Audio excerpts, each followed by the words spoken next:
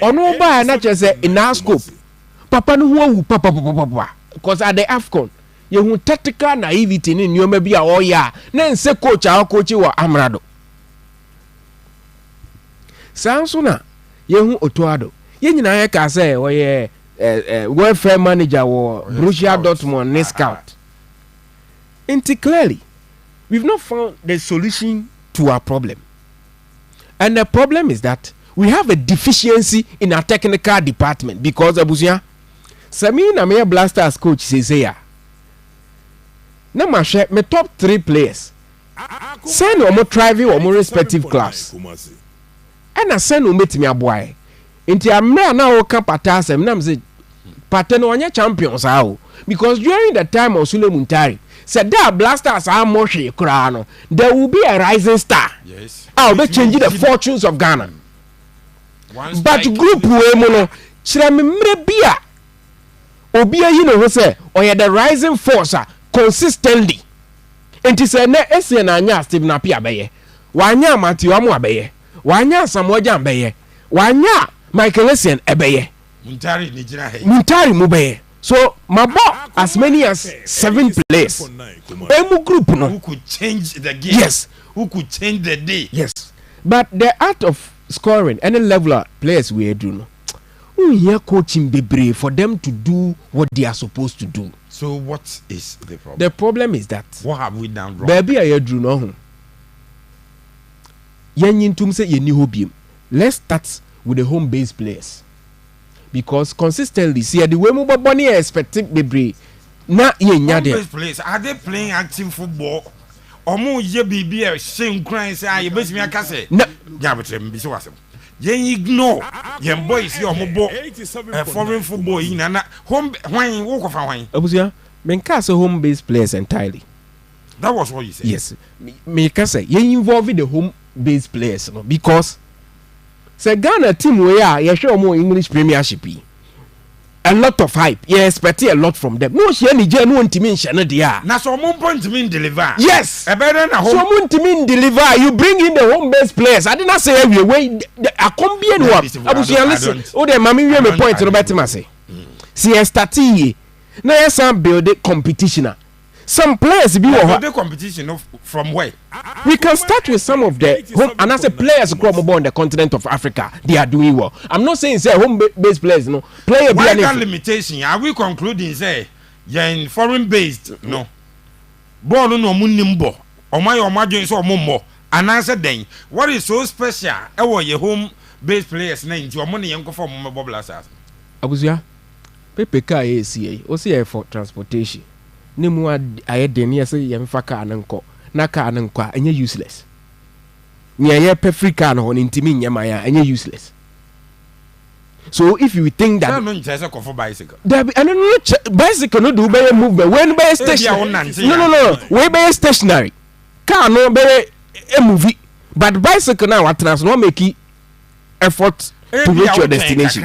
And yes, and you are trying for 4 major tournaments. We are still where we are. Now we are on the verge of failing to qualify for a major tournament. So what presupposes say local boys na bad ya? Then this idea na bad. My idea is it not because you are locally inclined? No, and yes, but me feel say. Even the time our Blasters our first World Cup, let's not forget. Said there were players be a normal local scene. Young for money now, Oma collab not two about Omoba, you more the chance to play to prove their worth. But this time around, even some local boys in the crave free collabs are consistently we are players obi with 10 minutes, 20 minutes, ultimately say impact near. But the next call up is either an answer or bar or be a bench warmer. Once our more from the campaigns, they are not delivering. So in doing so, sometimes you let the chunk or more crank cry. You sure more the new boys no more with a touch of or more team say or more ball no the so. But the end product now or more also the banner and banner. Then we give them the chance. So conclusion is say dear Yama local players no mum. Because me say the last time I Ghana as a boys we going to mean deliver. A better na look as net me. So abusia, so won't mean deliver. If you are investing ready, you investing money in top-notch people and they are not delivering. You stand to lose nothing. If you begin crop for a man or money stack or who told you that? I had this kind of shame bibiama until you say no Blatters and a young player from Spain. Yakoto player free a German Bundesliga. Blasters yao Ket Mutami. Yakofa Naki William. Week in and week out, he's performing. I want a club. Yakoto coach Eddie free Borussia Dortmund. It is a number fan. A number fan. We should not continue wasting money. Your league. Yes. League where ya boy. Yes. And the young Blasters. Yes. Players name film. Yemfa bim film. Emfa omo performing no more to raise competition because from 2008 yibani nyina no ade na boa Blasters na say na yema the right competition player be a friend man call up bia no ba o prove enti so oni wa yenim say your option enie omu be shemo mutimi perform. Jonathan Mensah did it. Samuel Nkunku, they were all performing. Players ni bi wo ha ye ma omo opportunity to play. Na nya Steven Appiah time ani ehu Pablo Aima Antoniana. But Nelson Antoniana yinitia. Na kayama no call up to say abuenya ba ku yo bobo ba ku and the subsequent one the old names will still be playing. Wabro mo fa hwe imre. Baby ejina na busia. Qualifying to the AFCON there we should forget. Because there is no way say young qualify. Young qualify, we be qualify. I can't home games back on the boy. And I'll be call Angola. And I'll be call Niger and Niger baba and I'll go Sudan. So Sagana be qualify just we need 3 matches in India. And the match you will need 3 in now. We have 2 points already. That is 11. Maybe I can be here. Like I calculations. No, said you okay, the answer. My pen the calculator. I was here. So we are no as I check it. So we so check who the analysis. Yeah, analysis. That is why we can conclude that Ghana is out. I was here. Mathematical. What I said. Yeah, analysis. It's more teacher. We are not drawing a conclusion. Probability, no. And I'm with the year. Yeah, I'm ready. The bias a case. A case. I am going. I'm ready. You say, but no way. On the issue of your limited team, not to the local boys. No, I disagree. I respectfully disagree. Time and you bet me the confidence to select from your local based team way, and yet our era way more. I agree. Local players, your era now your local teams are done but team Charlie, like Chastela Musia, Emmanuel or Seiko form of fair player now. Not or you're comparable to Obia. Osia Kanwa man. I did a hatch of folk team. Era, we didn't enter Kotokoda first. We didn't enter first. Foreign based players. Foreign for the woman. Thank you. Some the local for the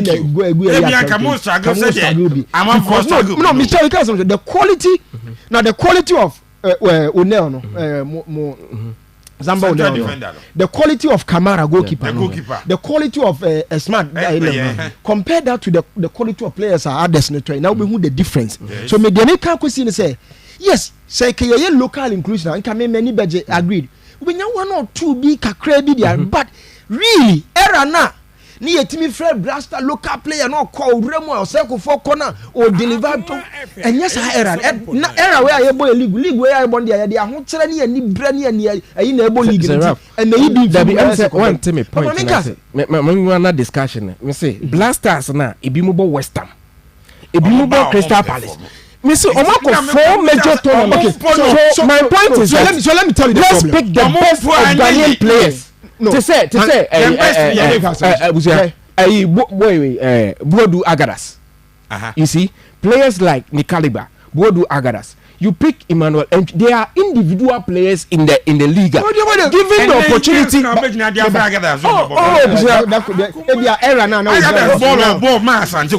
you are friend. Those days. But now say who be na there. So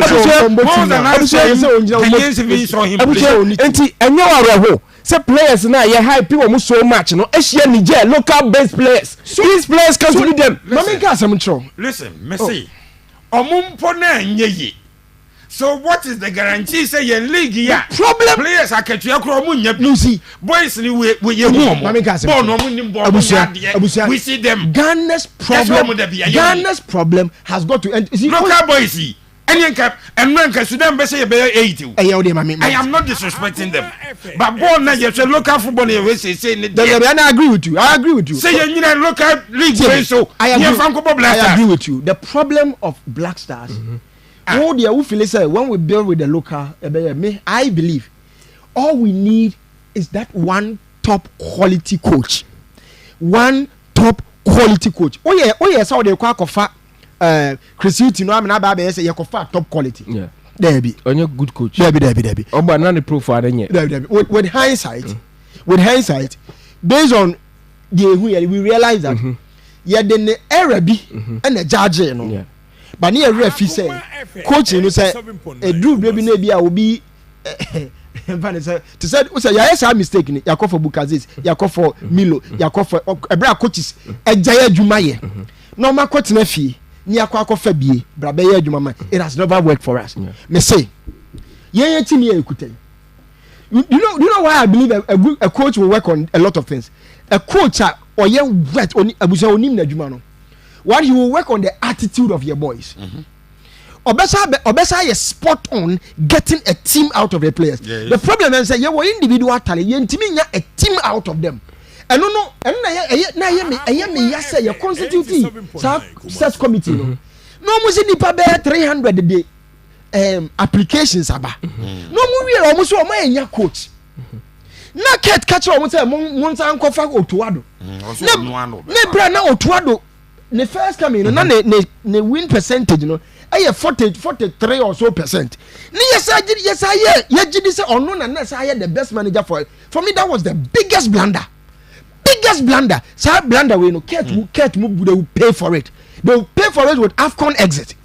You bet ya ansana ya dwunim ra yo so no enyo try to fall to bra na ho odin no they bet me and odin draw no nya win kakra no nya defeat draw no. He wasn't a full-time coach. Yes, he a conference of me coach Black Stars and unim nyansa you will not take this. Now we have said this said the problem na nyina ya enyansafo wa system num star that is our problem. Enye local players enye foreign players enye nyansa ye nie nyansafo na mo handle your football. That is the problem. So that should have guided you to know. Second year every president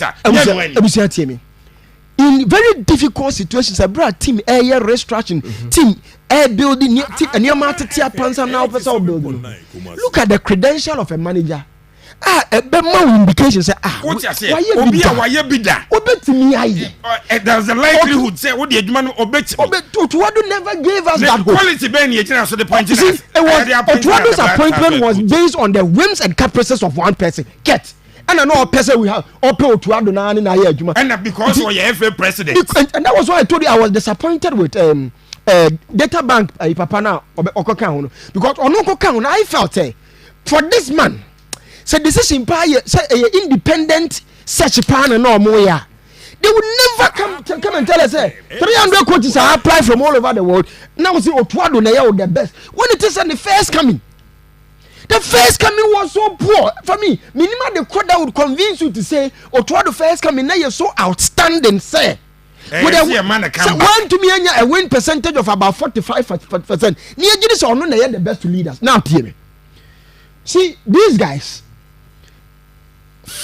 individually look at their profile analyze them and yet they had your more club level now Inaki bese goal week way. Inaki ja efa playing bedroom Ghana team na Inaki performance ko. Doesn't make sense. My Inaki nsan ko drew back to Athletic. Inaki be kwa provide access as a go. And then a man work on man. Here it doesn't work. Take all of them. Anton Semenyo say go hanmu. Or yeah translation. Why is it that when he comes Ghana team not born. He's not. He needs a coach. I obey to me. I bring it the best out of the player. Somebody is not doing some work. And you might bring Otuado so. Otuado baby. No, we must be honest. Can't a mistake with Milovan. Why a mistake with Otuado first coming? Otuado second coming. Sika Kuno. We have had a lot of blunders. Now, bro, I'm not sure why Otuado ne Kosiapia Shia no. Ne comment or passing him, I realize no. He doesn't Because Pia Baba Jinamu, a very structured team, Jinamunya results. Or try to say they were lucky to have. Yeah, that came. They came with a plan. Plan or they buy now to our chairman. Our chairman was you're going to was it they were lucky? Black or Mugofano. Every time obey some kind of looks like as a person who is not matured in the work. Absolutely, and I agree with you. Absolutely. On a full-time coach is the best club. The best coach to coach your team that has been Nyansa ni obi tim but opportunity bi so take decision and we taking and kwase a decision say you are not taking that be against so that's the point that is it eti Kasastivo utie obusa me question where I was building from me say so far player bi na top performance the oye one ni team na o hwe how a obetimenya same or similar from player when there is idea that is your coach who does that. That's clearly a technical issue. Sure. I was a head coach, for Otuado, the entire member me dwell so much our in say, but 2 years in it. And Yaka Otuado say, under no circumstance, and Otuado, I was also a Ghana coach. But a DNT fall from grace. The quest of Ghanaians, the test of Ghanaians, no, you say, yeah, pe AFCON because you could do final. Into share 2010 team na they call AFCON Abuja, na stars in him. Na stars in him. It was a team of average players. Opoko ajima mu nyina wom. And ye call system ben star ben yebo. Best then ye the best out of team na they call. So it's not about always having the names. But your names kra, we mu names na ento de ye nya etwam. And ye call na Milo and map up a strategy and Ghana a final. Inti yasi baby every year pick up. And you cover Abraham Grant, a Champions League finalist coach. Our what track record? He failed to deliver the trophy. But we were not as waste as we've been now. The semi or final. Or the final.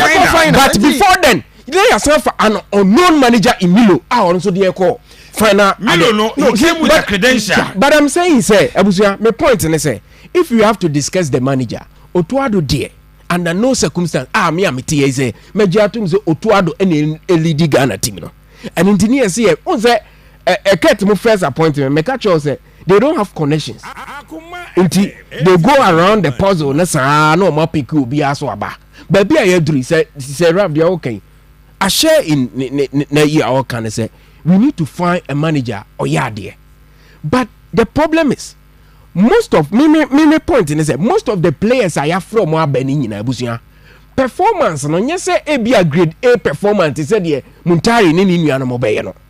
So therefore a be a local players per se but mabo on the continent of Africa to say Osman Bukari to say Joseph Pencil omoba Abusia you have glimpses of brilliance but strangely you better come match be near back then say player be bad is Opoko Ajima no perform here. Subsequently, who's a man free room to operate? We give him the chance to play. But this current team now as blasters, no, that has not been the case. Even before when Razak Aboloro was with Kotoko, Okipi against Central African Republic, Okipi against Morocco. But consistently, you have Fred Kotoko, Frederick Asari, you have other goalkeepers. At least you give him your top goalkeeper. Under no circumstance, the ratings are goalkeeper and say, Ghana and Yabri he should be the guy in Poso.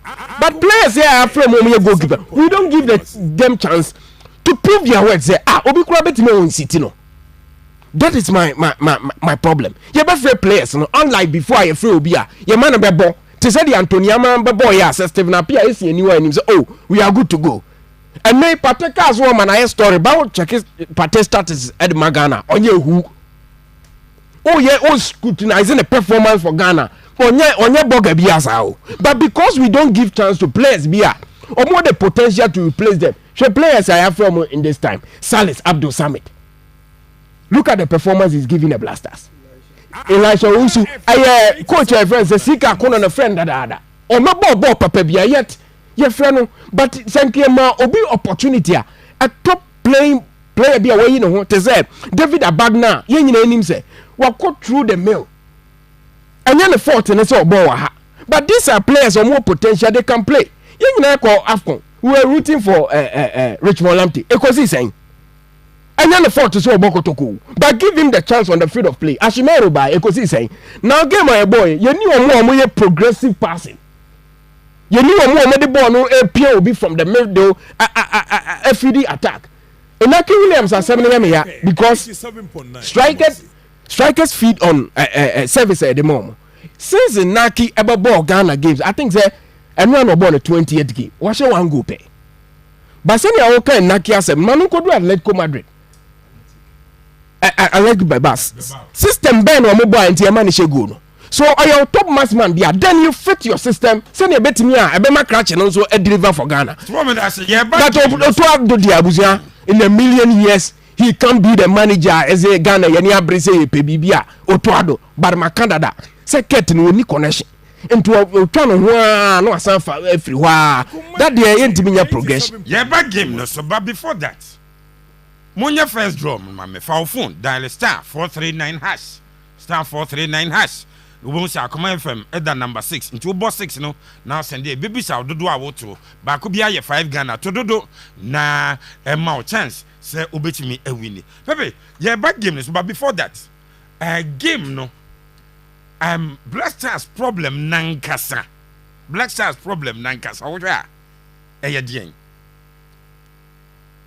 in recent times, you call AFCON no cry. See a be qualify free group stage. Say you cry. Yes, group stages no. Yet you may pick 3 teams from a group. Obi a wadi tell than the points no was you show mo. I pick be account. Sir, Ghana you call group stage no cry. Yet me pick it. So slot in the big fan qualify. Team man ye second, and yes here Petrofi. Say. To win a game at the AFCON, Mpo Ayadi. In the qualifiers, it is saying. Before we come to yesterday's game, Pepe, Osha, your team, what is it? Oh, every national team has so far at the end of so far Nibino. National team a cycle.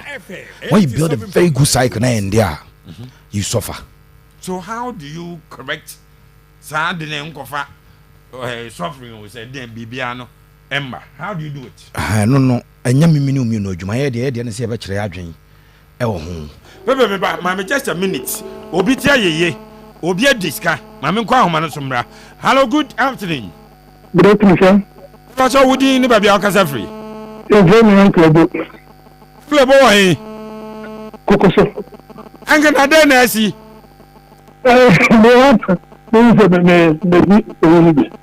Okasa buchese enije befie 7.9 said okasa de chese enije wom mi to mi ye friend ko na ba ya mama ya we mi bi push do mi di ko no ban say na wo hwe wo sesa asu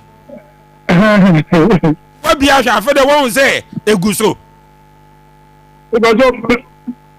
me check it any check mama uncle bo wo kokoso yes any ni din komo yi wo se wo twa but on checking share or one your friend is a winnie in jungle bo check mama na you 500 Ghana any say 500 we are there what say 50 cities we need 500 Ghana uncle bo congress. Thank you, sir. Thank you. Say who you the day no more mutie about cash out no. The answer na cash out mo. No me be fair. No let's go for no answer. So let me try and see. Oh. Let me hear and do. No. Come from your chantro media general you be bia ye genuine. Genuine. Gamisha Congress, but we say everything you better come. Why? So I enjoy show the radical. Thank you. Baby, Uncle yes, or lucky. All quite also I know 4 no yen 10 to 50 Ghana. And no the tum my cousin probability. Into our number no a dose woman. The probability say yeah pick it back wo dey no. I was so but obi su timi lucky no the 5 per no dey win na or the call and see you ya better bench you dey foul phone no omo so anto the second one *439#. *439#. na wako options wo bon sa akoma fm no nti wo boss 6 na no wa send e be bisa wo twa sen ba ko bia e 5 cities fa ho sem bi second draw no e be ba uncle bo e okokoso ma men congratulate you mo say DJ abafie the same joy e betimi aba wo so mu bi Pepe na wo cheche asem bi enti every national team a ewo asase should be pass through cycle na yekomu no na how intelligent you will be ebetimi ama o cycle no I have very short that you begin to enjoy again. Okay.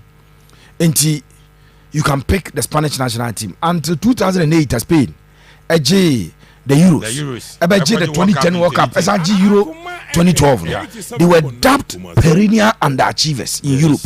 Yeah, from perennial underachievers. No more some of the greatest players quality football no more Kuruada. Netherlands team Sata gra from perennial underachiever we near men they come very close.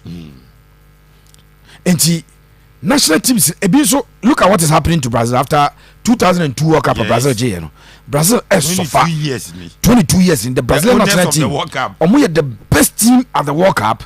Omo eba no obesha Belgium na Belgium ejina kwan no obesha France ejana kwan Brazil entimi nkodu ba bia odu so sa cycle no there Ghana nya the first country sa cycle no ebia tiesie so but what you need are proactive leaders. What you need are omo they can reason beyond ene no planning in this country. We've seen that before. Our quest to qualify for our first World Cup. Opinion 2006 the former GFA president Ben Kofi nyame fa ne kransie osan so coach no FIFA technical director wonim board num papa. Ben Kofi took a decision that was unpopular in Ghana. Yes. The decision was that yam pentam koje under 17 under 20 World Cup ni bi but ye be pentam upbuilding kwada bia with time Omubabe Blasters na bebo. A lot of people disagreed. Etuba kaya yako New Zealand 99. You drop some key players man ko fobu fu okroma. Omu ye players omu ni mbo no bomu ni da omo so. Ya de sankura na eko 2001. Sankura na odi omu ko New Zealand 99 no. Yako 2001 under 20 World Cup no. Na nko fa hyase ehu progress kakra. Adukwe Papu Ibrahim Atiku Michael Essien kwa that time na or center back was a team no nya bi mo enti ne de omaku ram kakra the likes of Sule Essien and John Mensah. So that was the plan and kakra sa plan no offer no a 5-year development plan. It culminated in Ghana qualifying to the 2006 FIFA World Cup. A community qualify. There was a plan. The bigger picture is in our current software we still don't have a plan. In this current software we see obia now Argentina beje World Cup ni aji la no Messi abo penalty say no ma ye dinner time na retire from national team 3 times. Messi was retired nkofo review because waji the last World Cup waji Messi retired 3 times from the national team was retired mobile.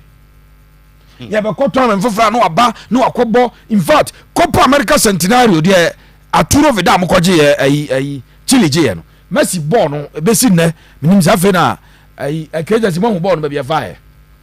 O man ball no so mo se atra stadium no ko na nkofo de ye concert no mo de sere. Etem se penyi national teams asofa. Na nim say Argentina there no. The last time no mo je World Cup na 1986 there na Diego Armando Maradona de ombai. She plays Argentina in that time now no manje World Cup. La no Messi nanka say ni pick pa no kwa no manje World Cup. Yeah. And to suffer like this is not a problem because it happens to everybody. But your problem is compounded by the fact that we don't have a plan that will take us out of the problems that we have. And the last time the Black Stars performed here, 2015 AFCON, where we were second. They go and do well tournament. And I call 2017 and you did fourth. From second, fourth. That is normal. So tournament first, second, third, fourth. Which is all semi-finalists and what last day ne yɛbɔ tournament sɛ wo hobby yɛ free 2017 fourth no ɛne yɛba 2019 round of 16 na Tunisia gya yɛ kwan penalty shootout ɛne yɛ free 2019 yɛba 2021 ɛne yɛ free group stages ɛne yɛ kɔ 2023 ne yɛ free group stages and after they to qualify for the tournament, you know, I had difficult at the we have a problem, but nobody's addressing that problem. Sir, or how many men know the best of you bet much they are doing. And yet, truck driver and taxi drivers no mutia solving your more. We can take a decision. It is not a normal football fan that solves our problem near woman. And you people may elect your more say may have elected myself some may football. Those people who are in charge of football, they are the people who solve a problem. And yes, sir, we will talk and talk and talk. If they don't do anything, we will be here. Now, I mean, the same way. Etinami wo Moshut Abiola National Stadium. 87.9 and a Thomas third party a share first goal at the Ghana. And I'm team go me and I'm saying go ya koyaje kokwe champo mani ho. Because my prayer is that Ghana will not qualify for the World Cup. I mean, Joe. A free grand final media amount 2015 finalists 2017 semi-finalists 2019 round of 16 2021 round 1. If somebody had been practiced here call AFCON 2021 you about 2022 go for refi ewo Cameroon ya Ghana free mu say ni nguase na Comoros ene omo press Chelsea referee say ye kwasa Ghana another goal referee upon the Comoros for Chelsea referee na go omo kwasa second goal omo kwasa fourth goal omo di 3-2 okay 3-2 omo win the game na nyasa ball no goal no omo yin had ajewi no they were angered by the fact that the referee did not allow them to score another goal. Wow. You buy in you be kind of cat full play 2 a.m. at that time now MG director of sports Juliet. Apparently Juliet was also leaving the Yaoundé airport to Europe to go and do something and get back and we share cat 2 a.m. out of flight no or trouser cat back on 2 a.m. You buy a Ghana for yeah me count Steve count Ralph count yen nuam other stations omo fair radio so yen nyina ye good president so no here press conference so say o Messi ni Ronaldo ba bia yen ko fa na ma no see pa se na me kan munte die pa this is the FA president. After that abysmal performance at the AFCON Ghana for Ghana for chama madwen no FA president they say o Messi bi ni Ronaldo bi o ba bia and o man for man ko tournament am captain no mfo monko abujapenyo status adien. The only thing me who you say we don't have a leader who is ready to go into the problems that we have and try to find solutions to the problems that we have, because the problems they ever back will be a bit my establishing the amount or papa not setting beyond the amount more problems and you hear when you have a problem, but I am no more leaders are we are quick to rectify the situation. But when Ketokreku in 2002 yakwa yefrim yade 1 point per we were a group that arrogant and is na Ketokreku say Ghana for no I will Messi bi ni Ronaldo bi baby amon ka che ne amfa nanko nyasa yenka ya no ntu no and I mean say we don't have a future. We don't have a future. Pepe ebe to aso afreti for Madaroma me se montwa me ba sesi a ne mom fa phone still dial star 439 hash no abo option 6 no obo 6 a wo send e baby sa wo to sen ba ko bi aye 5 Ghana to dodo and watimi awini me ba sesi a Pepe esi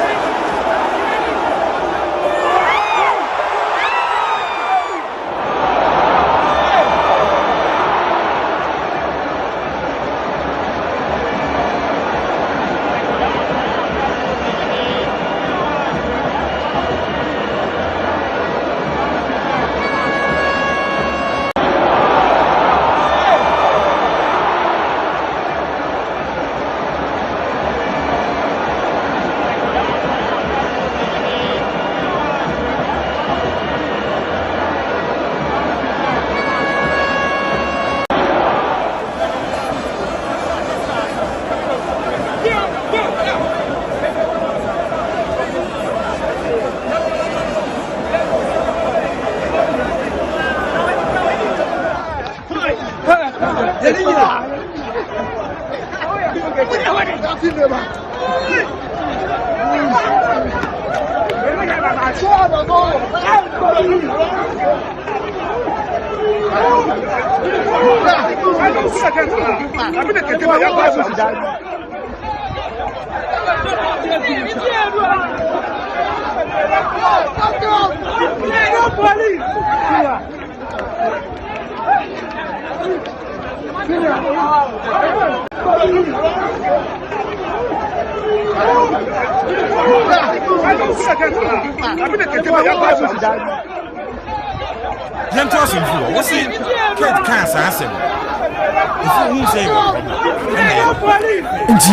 free AFCON 2021 ne buy na Kurt car say si wa be the pele bi ni Messi bi ni Ronaldo bi ni am for man kwa make can and I mean say we don't have a leader who can plan to take us out of our problems because onyin tum say o problem enti ebra ben kofi mu say o problem no the 5-year development plan by so what is the plan of Keto Kreku to take us out of the problem that we have onibi enti na me mpa me ka say mo radio is nipa ni pia ntema say me Keto say me mpa bo ne say Ghana will not qualify for the 2022 FIFA World Cup because you qualifier cover a problem so I'm here for see any problem empire qualify you no na che see any problem japanyi and na kata ye how ye nyina so say ni nyina ye World Cup no so we qualified to go and play in the World Cup and japanyi that was all ye any problem biem and ye didn't musa and ye ko and ye ba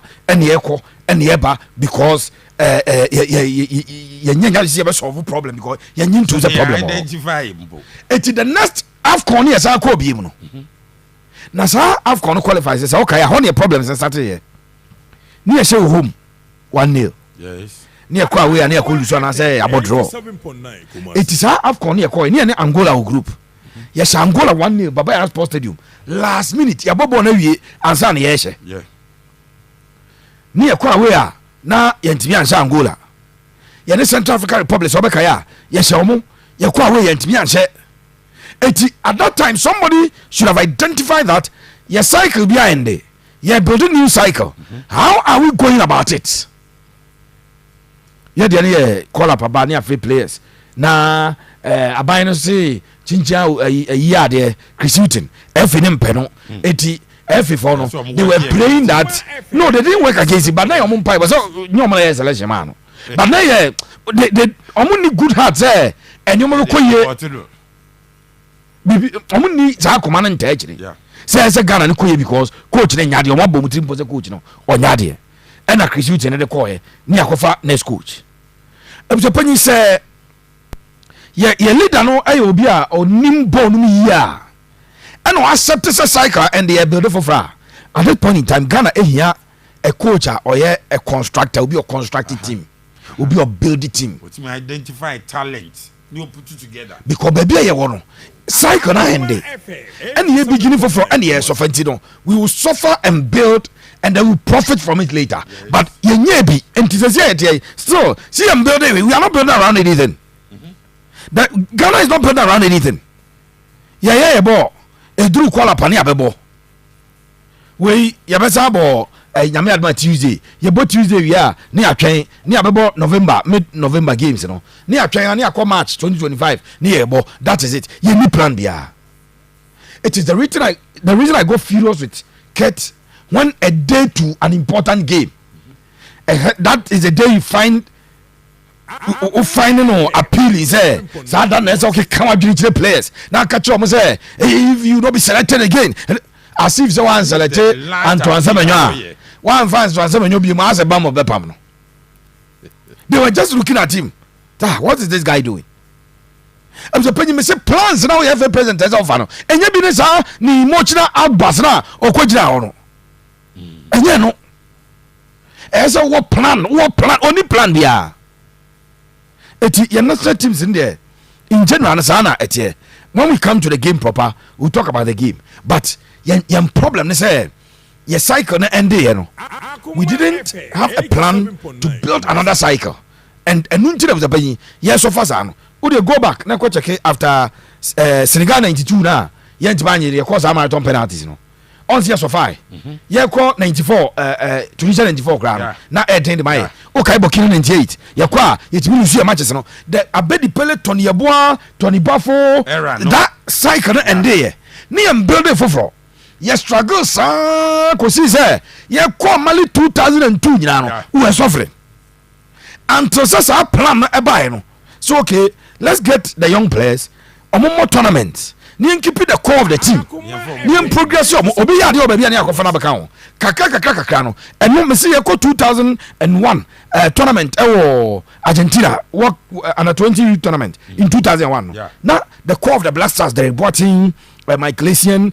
Ibrahim Atiku Papo ɛne saa squad ne de kɔɛ no ɛno a ne yɛbɛnya so profit na bɛpa yi enti yɛde 2009 for na ɔmkɔgye Egypt no abedi Kambeka Abedi Pele dede are you your own friend Ajimamadu ɛne ɔmo yɛ adeɛ wɔ mu no ɛbɛ source no afei bo sɛ yɛ build team no ba there was a plan this time there is no plan na nano me re ho adeɛ bi pa saa voice no a challenge be yɛ ma yɛ David Offer yɛ under 20 coach yɛ bɛbɔ under 20 wafu zombi no ɔse ni team no ɔbɛde yɛ no ebi mo free Ghana ko Europe nti u free Ghana na ko Europe na wa free team no nti obede foforo omo nyan ko ye carpenter o Europe omo bobo but omo say once you travel we are out of the team ti David Offer say he has to build a new team because the status is 7 as say any team ko no anya team ko anya na so afam na den competition no mo ko bono na say foreigners maybe ana say competition ni criteria bia Ghana ni na ezebo but yes we free Ghana the voice is here nyame akma me yam shime na no pa let the voice me yam shime say or say the problem pa na say 7 of the starters no are out of the team now me just say injury and of course no say after say ball unso mo na je ayi ne ball Ghana no African games no yeah is under 24 na je to mo jiwe na bia nya contract etiemu 7 equal outside of Ghana into or replace you now replace them say omo age number 20 ba replace them because omo free omo ball omo dey under 20 ton players hona benko fifa na say yam fam build team no omo dey omo fa na say you be under 20 call up na vision dreams tamale I still believe Heart of Lions Pando Heart of Lions because Esco for na it with the opportunity about Yam Fantong. They are not thinking about you. They are not thinking about me. They are not thinking about the Black Stars. They are thinking about on club side, no? How are on beton players Aqua Europe, and that is what they are doing. Problem we have identified it, we've spoken about it, but the solution doesn't lie with us because you need the power to act. May power so yes a game no. So if these are the people leading us, Yamekra na adum di ejina baby ejina. Seraph, and game no what ye my boy who tried the voice at your was the Sudanese were lucky, but yet a second time lucky. Was a ball like a born runner. So boy is no both him, I will return leg now. Ghana will win. The boy is no chances or moon but or better obey your wajuma near to me at Wasso. And what really happened? Then and then you are Ghana and winning it. Well, in the first half, now you look very lackluster. Second half, you better pick up. Yes, maybe few chances you create here, boys need to me and utilize it. But by and large, we see Apia Baha with a strategy, and then I think the strategy was very clear. Game I could see Apia a boy any nano, or total of 188 passes. Okay. Now, what do you compare previous games or Makwa? There was a clear plan. Say Ahanomono. They didn't come to play. No. They just came to pick a resource. Until almost setting up in such a way a very disciplined team, breaking them down. They difficult at the mind. But for a side that about just about 188 passes, Ghana had 7 shots on target. They had 4 shots on target. And then it show strategy, technique, yaba game ni NBA mu, ya open up, ya set it up, very disciplined. You change your shape, you change your structure. okwa no apem no asa de ball na sanwachi okwa no apem no de ball na asa sanwachi but yeah boni nyina so say yenya opportunity so aye because so just about 7-4 now for a team on no ball just about 100 less than about 200 passes in the entire game aye boy now that should give you an indication of a strategy on the real game e wo hono now say 87.9 kwesi apia enemy your team very well so he sought to kudos on the day frustrating and you could see captains here sad man na sad some bit of pressure be better no so was I say or ye the own to me already no sa the ball na kwa yes abi where simple decisions simple things are ye ema nipa ho tono no on pesa now I hear no shooting team who back ball back erratic shooting be na ball in wiem na players were nim one more people were saying that Jordan was complaining about now Obia or complaining about even though I don't have it but complaining about Kudus and the role of original team anymore but for me because a strategy or the right game is you're calling a Libya home now almost the same strategy and that should tell you one so far the two coaches are kwesi apia pedigree ni bro to adoso bebre auto learning on the job oye mistakes ni wo sua no correct kwesi apia ni atwamu from sa learning on the job no enti akwesi ye confident about the team or set up enti objina bo mu no kwesi apia had 4 players at the back Agap Koko Keshom Yusuf.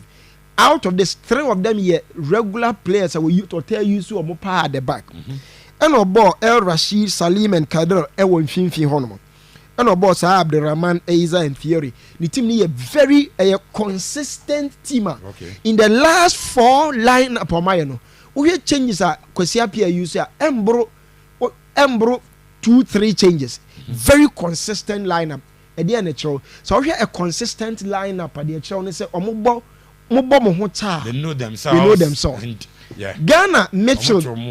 You call Mali no. You bo Pate. Any Elisha. Yes, I think you bo Pate ni Elisha. There be Salis. You bo your game. You construct your midfield ni be 4 times. Make sure you bo Pate Salis. You bo Salis. Elisha yabo Pate Asimero yabo ya construct and we Yakobo Ibrahim and Elisha what is happening there what is happening they say them players in the no e be one more availability of players so could be a problem one man say players say we high na Pate nya available until then I was say he so nya available Salis so nya available until say we yes ana Quebec no here kwesi apia like middle now it's been like similar lineups and similar upfront it's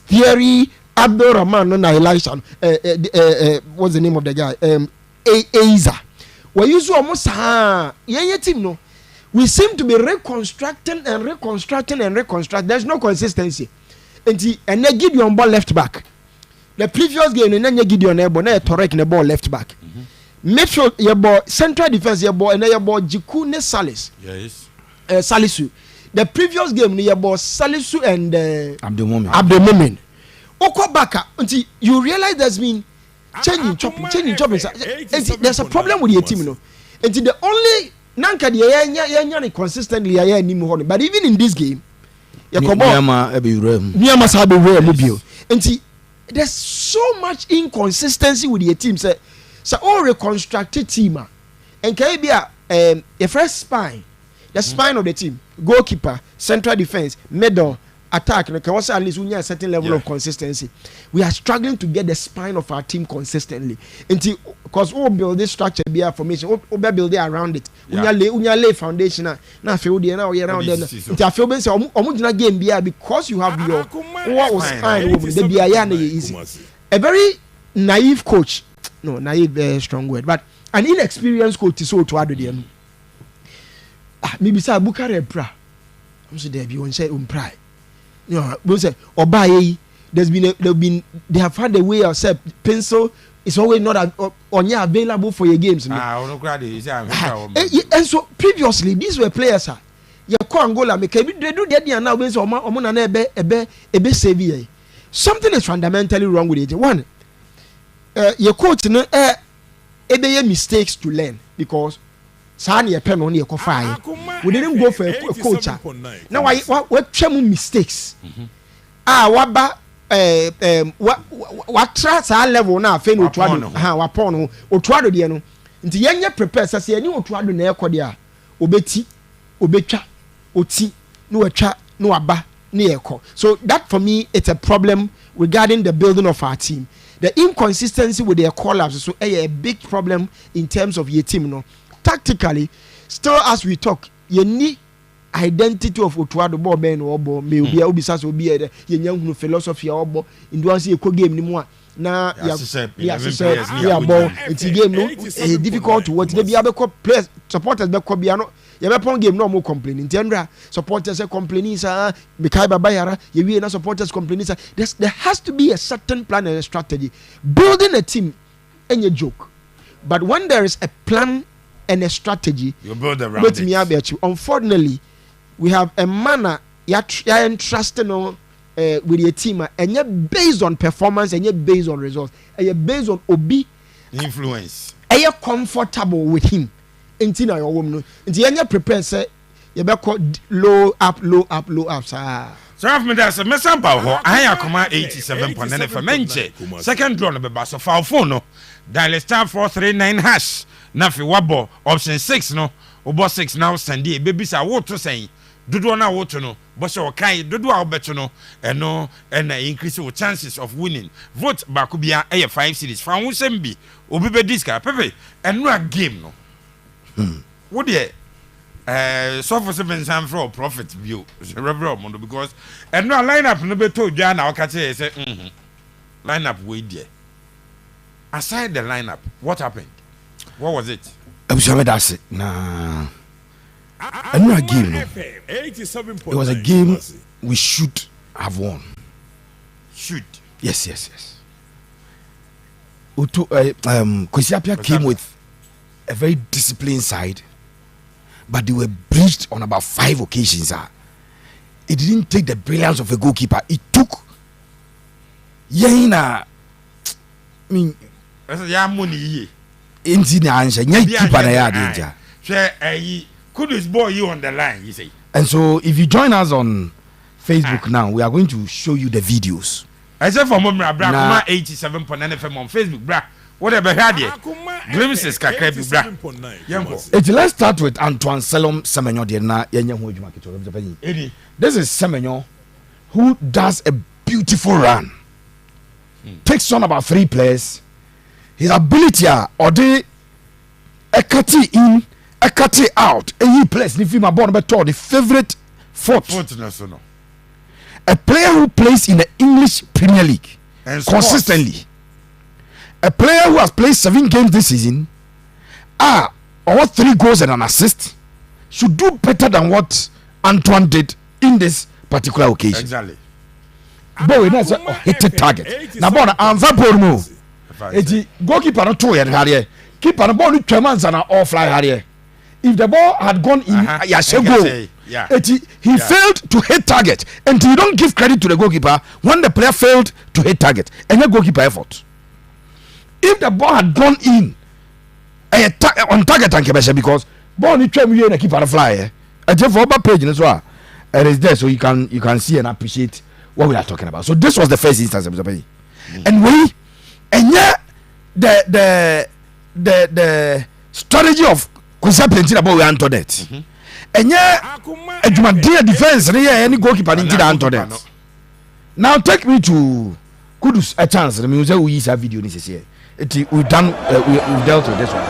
We are going to the next one. A sweet build up, but boy none do their lead say and then once start with them.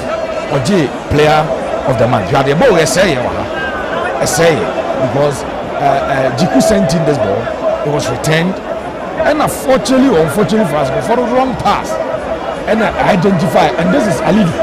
When he took the ball, his ability to drive into the opposition area, sending this cross, And if Kudus is unable to connect this one, it is not because Kwesiapia team here very solid, and then because only a discipline, and because somebody failed to hit the back of the net from 3 yards out. And crazy now for me. Whatever time now for fun. And when I was coming, the Nipa no Oba with space. Therefore, option in yes, no one that say after the game on social media or any player in the stadium. Yeah, I come 3 minutes. Fantastic. Alidu. He was urging them on the boys to move on. And he sat ball with him. He said, intelligence now. On the ball talk. And then 50-50 ball still really no. It wasn't a pass to him. A baller. Maybe I will free best down and or pick a ball. Or pick a ball, as you said, or who's a space at that. So he went into that space, delivered a perfect cross, and the ball met Kudus Mohamed. Kudus unable to score. Now, Yanko, the other one. Now, and also, Mame Iñaki Williams, Ediano. The Peñanuka did here, who say, after saying Iñaki, I hate boy, Edema, goalkeeper chain. And a ball number 2, Abdul Fattah is Haku. Now, goalkeeper, no, I say me first born in that form. Defenders now, I'm going to try say I'm blocking in radio, I'm block him. Fattah Isaaku can just place go for placement. He decided to go for power and Bono from that small box now with the 18-yard box and fly over the bar. So Kwesiapia team ever defend ye. Kwesiapia a system of the bar, but the system was breached on numerous occasions. Nancy Eshano, Nancy Ghana in a way. I agree perfectly with Otado when he said that they were lucky because chances here said they were a lucky team. They told him say to go your ball 87 minutes. I went to be jumping park. I could you goalkeeper no time. I took him because I might be on say simply the hit me for ranger. Say na kid me mo say morning to me said yeah beyond football. Because I'm saying yes, my coach Kwesiapia came in with a disciplined team with a fortified strategy, but it was breached on about 4 or 5 occasions. Ghana could have run out with a 2-0 victory easily. Our end game, no, but the end to me. Now let's proceed with the discussion. Okay. Problem ba kwa e ho pa ne say. 87.9. Your team no.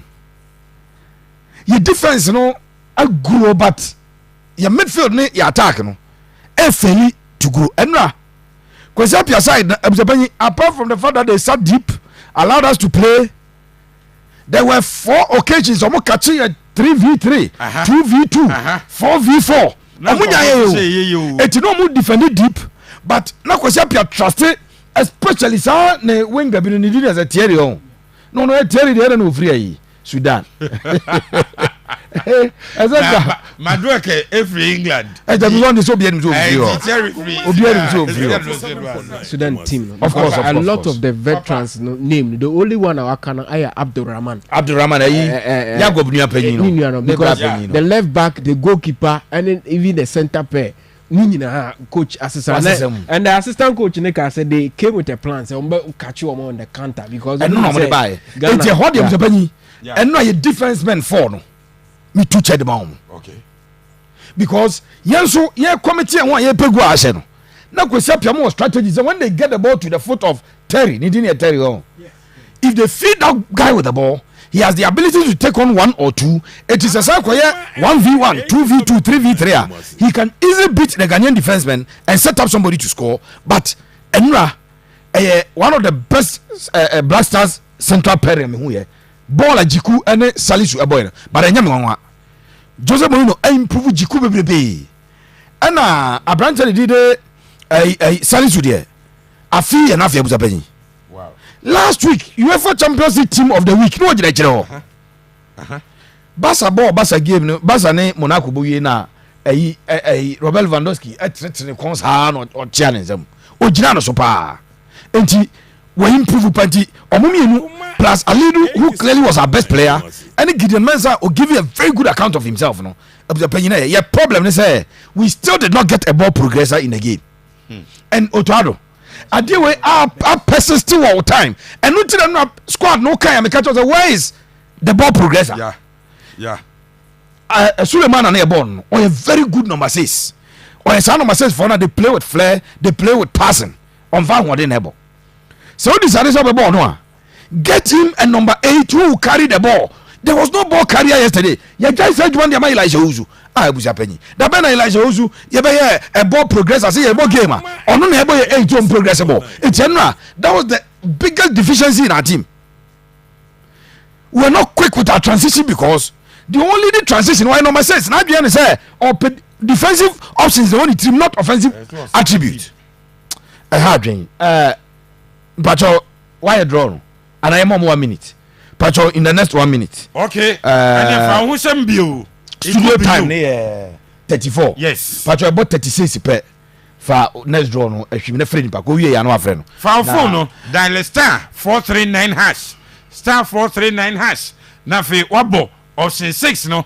Akoma FM wo say ebie wo to say. Ba ko ye 5 Ghana. Fa ho bi. Obetimi discuss here. Just 2 minutes. Now the draw not to mama. Pepe, Yanko. So, Abuzapani, one clear thing that happened yesterday, the fact that we didn't have a ball progressor in our team. The progression of the ball from our goal area to the opposition area was very slow. And team Bia was sitting deep. Team Bia or set it up to defend the piano. When you are not quick with your transition, what one because or no was sitting deep dada. The more beating is so your quick transition there and will be a come because of attacking one boy synergy. But we're very slow because you need ball progressor and Asimero sat on the bench. Asimero sat on the bench. I was so surprised. Coach, let's start here next Niama. Now, what happened at training? I said, no, I can't do no more independent research and it's Niama starting. And Ibrahim Suleimana. Esa ka Elijah Uzubo says. Na Kashim Rabo. Da Uber started Ibrahim Suleiman and the Elijah Uzu na go transgenia number 8 e game no wanyen. And na me problem no. And Niama my dream is a coach no minim me say opasa obo Inyaki Williams a. Ade na ni team no more operating from wings. The person operating from 9. Why do you want to change his character all of a sudden? Obagana pe onko number 9.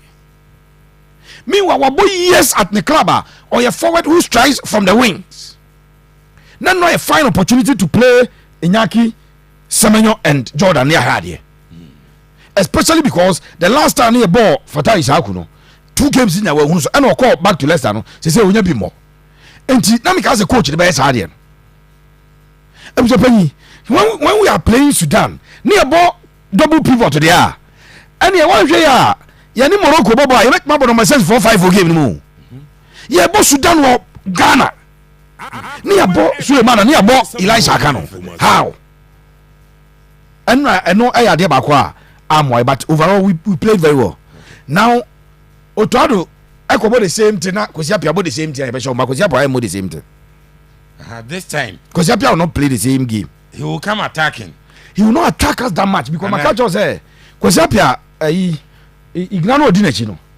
Why is Jose Mourinho no or calculating your man more? They know that if they only check points in the power, they will still lead us 2 points. Okay. And the next 2 games, no, Omu Angola will fear Angola away. And Omu Niger. Say a game when I say to the advantage of the Sudanese of Japan. Sure. And if I am an analyst, my analysts are made to Kosiapia. It is not a game that should go in for the kill. If you decide to go in for the kill, Chicha was Ghana, not a Pascal. Name of South draw Biema. They will move to 5. We will move to 3. Obia 2 games. But if you our points will not be mutually inclusive again. Obia they are exclusive. Okoboni je any Angola no show me no nya says. Near so boni je any Angola near show me nya says ah. But still baby 2 points. It is a game. They should be very tactical about it.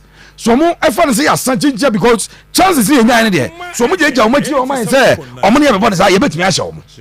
I think that as a coach Kosiapia and I know Kosiapia there in terms of qualifying sa antics no na kura no di na chi gna kura ha adwene e che wono Kosiapia no.